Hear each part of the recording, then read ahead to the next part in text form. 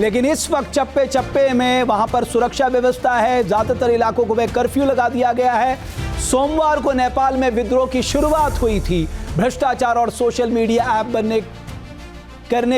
बंद करने को लेकर 18 से 30 साल के युवा सरकार के खिलाफ सड़कों पे आ गए थे, मगर किसे पता था कि सड़क का ये गुस्सा संसद को धुआं धुआं कर देगा।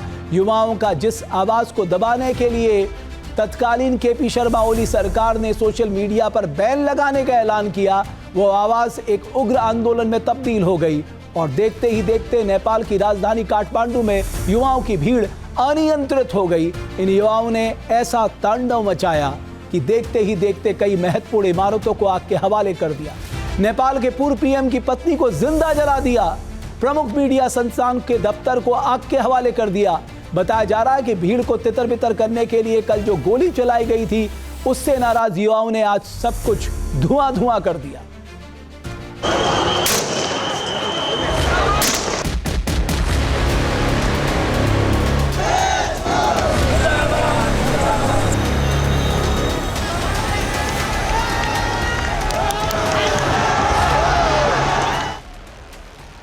नेपाल में हिंसा का तांडव।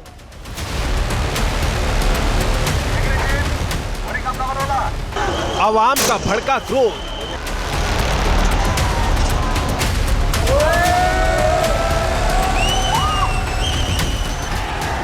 हुकूमत के खिलाफ हिंसक आक्रोश।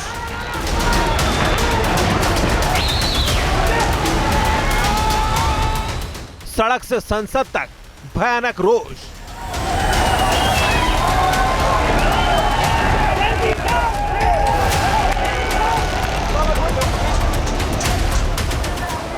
जिसकी गवाही ये तस्वीरें दे रही हैं।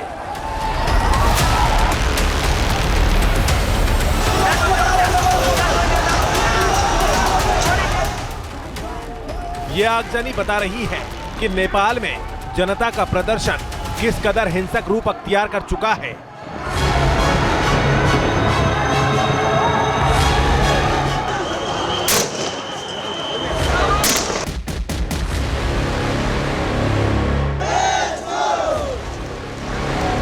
ये भीड़ का बदला है, ये वो क्रोध है जो एक दिन पहले पुलिस की गोली से 19 प्रदर्शनकारियों की मौत के बाद बेकाबू होने लगा, जिसका नतीजा ये हुआ कि प्रदर्शनकारी नेपाल की संसद में घुस गए।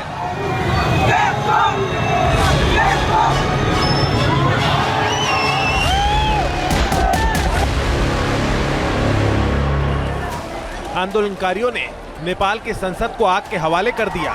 देख सकते हैं कि नेपाल की जिस संसद में देश से जुड़े बड़े फैसले लिए जाते थे, वो धू धू कर जल रही है।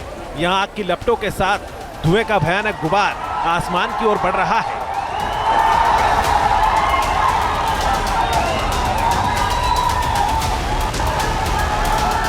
अब ये दूसरी तस्वीर देखिए। ये नेपाल के तत्कालीन पीएम केपी शर्मा ओली का घर है, जिसे प्रदर्शनकारियों ने निशाना बनाया।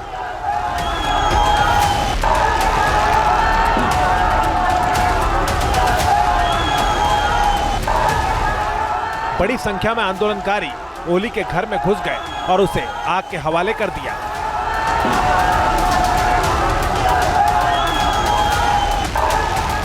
हिंसक भीड़ ने राष्ट्रपति के निजी घर को भी टारगेट किया। सैकड़ों आंदोलनकारी युवाओं ने हमला कर दिया और यहां भी आग लगा दी।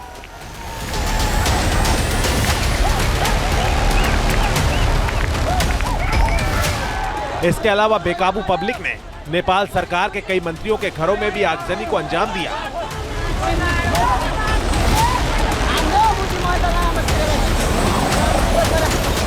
नेपाल में राजनीतिक बवाल चरम पर है। इसकी सबसे बड़ी वजह है तत्कालीन पीएम केपी शर्मा ओली की वो हट, जिसने नेपाली युवाओं के खून में उबाल ला दिया।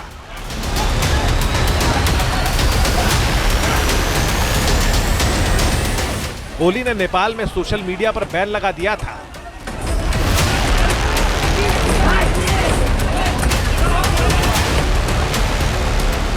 जिसके बाद सोमवार को नेपाल के नौजवानों ने सरकार के खिलाफ हल्ला बोला।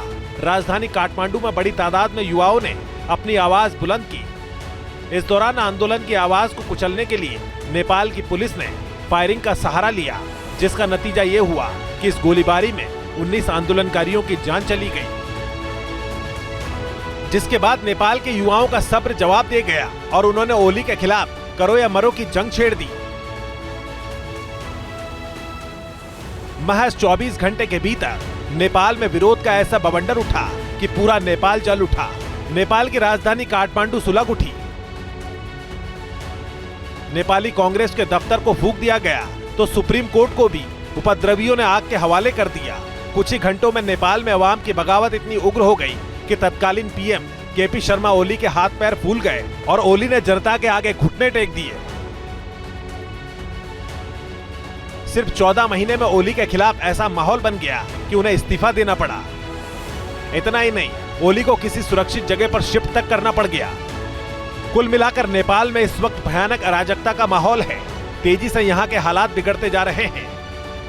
देश के महत्वपूर्ण संस्थानों पर आक्रोशित अवाम का कब्जा है, तो जनता के आक्रोश के आगे सत्ताधीशों की सांसें फूल रही है। नेपाल में राजनीतिक अस्थिरता का असर भारत पे भी पड़ सकता है, क्योंकि नेपाल हमारा पड़ोसी मुल्क है जिसके साथ हम एक लंबा बॉर्डर साझा करते हैं। आइए आपको बताते हैं कि नेपाल के साथ भारत की सीमा कितनी लंबी है और भारत के कौन से राज्य नेपाल के साथ अपना बॉर्डर साझा करते हैं। भारत के साथ नेपाल 1751 किलोमीटर की लंबी सीमा साझा करता है। हमारे 5 राज्यों से इसका बॉर्डर लगा हुआ है। ये राज्य है उत्तर प्रदेश, उत्तराखंड, बिहार, पश्चिम बंगाल और सिक्किम। तो ये 5 राज्य जो है जिनकी सीमा नेपाल से लगी हुई है। अब सबसे बड़ा सवाल सबके मन में है, वो सवाल है कि नेपाल का भविष्य क्या होगा। आज सबके मन में यही सवाल है। लेकिन पिछले कुछ सालों में नेपाल जिस तरह राजनीतिक अस्थिरता के दौर से गुजरा है, कोई भी प्रधानमंत्री लंबे वक्त तक नेपाल को चला नहीं पाया है। ऐसे में एक बार फिर नेपाल में तख्ता पलट हो चुका है। ऐसे में अब जो सरकार आएगी उसके लिए भी आगे का रास्ता इतना आसान नहीं होगा। लेकिन इस वक्त की सबसे बड़ी अपडेट यह है कि रात 10 बजे से सेना अपने हाथ में पूरी कमान ले लेगी, क्योंकि नेपाल के सामने दर्जनों चुनौतियां मुबाए खड़ी हैं और इन हालातों से निपटना किसी भी सरकार के लिए आसान नहीं होगा। आइए जानते हैं कि नेपाल के सामने कौन कौन सी चुनौतियां मुबाए खड़ी हैं। पहली, नेपाल में नई सरकार के लिए सबसे बड़ी चुनौती है खराब अर्थव्यवस्था को पटरी में लाना। नेपाल में बुनियादी ढांचे का जो अभाव है, उसके लिए इन्वेस्टमेंट कहां से आएगा? जब इन्वेस्टमेंट आएगा तभी वो मजबूत हो पाएगा। महंगाई एक बड़ा मुद्दा है, क्योंकि नेपाल में जनता महंगाई से त्राहिमाम कर रही है। इसके अलावा करप्शन, जिस मुद्दे को लेकर तख्ता पलट हुआ है, उस पर भी काबू पाना बड़ा चैलेंज है। एंटी करप्शन लॉ नेपाल में भी लागू है, लेकिन उस ओर किसी का ध्यान नहीं जाता। वही युवाओं का पलायन, बेरोजगारी भी बड़ा मुद्दा है। तो असमान विकास को समान विकास में बदलना भी जो आने वाली सरकार है उसके लिए एक बड़ी चुनौती होने जा रही है। जहां भक्ति है हर शब्द में, कथाओं में छिपे हैं दिव्य रहस्य और ज्योतिष देता है जीवन को दिशा। धर्म से जुड़ी हर बातों को जानने के लिए हमारे चैनल स्तुति को सब्सक्राइब करें। चैनल पर जाने के लिए इस लिंक पर क्लिक करें।